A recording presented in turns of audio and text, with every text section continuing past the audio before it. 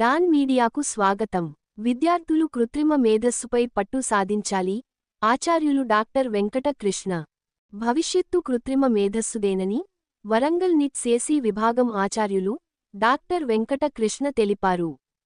EP NIT in-charge director professor doctor N V Ramanarao ఆధ్వర్యంలో registrar doctor P Dinesh Shankar Reddy పర్యవేక్షణలో సంస్థలోని innovation incubation centre IIC సహకారంతో generative AI అనే అంశంపై విద్యార్థులకు అవగాహన కార్యక్రమాన్ని నిర్వహించారు.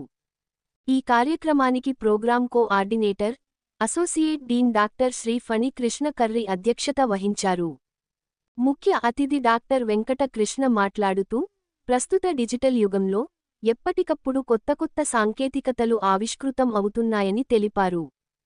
కంపెనీలు, పరిశ్రమలు, సంస్థలు వంటి పలు రంగాల్లో కృత్రిమ మేధ సాంకేతిక పరిజ్ఞానం వినియోగం రోజురోజుకు పెరుగుతుందని, అందుకు తగ్గట్టుగానే కొత్త ఉద్యోగ అవకాశాలు పుట్టుకొస్తున్నాయని చెప్పారు.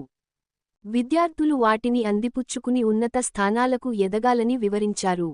EP NIT dean research and consultancy doctor JRK Sastry మాట్లాడుతూ, కృత్రిమ మేధస్సు, మిషన్ లెర్నింగ్ వంటి నూతన సాంకేతికతలపై విద్యార్థులు పట్టు సాధించి సమాజహిత అవసరాలకు అనుగుణంగా నూతన ఆవిష్కరణలపై దృష్టిసారించాలని వివరించారు.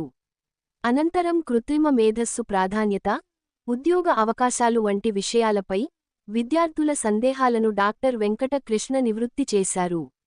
ఈ కార్యక్రమంలో ఆచార్యులు doctor Karthikeya Sharma, doctor P Shankar, doctor Nagesh Bhattu తదితరులు పాల్గొన్నారు.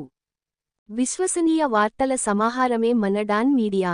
మరిన్ని వార్తల కోసం మన డాన్ మీడియా ఛానల్ను లైక్ చేయండి, షేర్ చేయండి, సబ్స్క్రైబ్ చేయండి. మరికొందరితో చేయించండి. ధన్యవాదములు.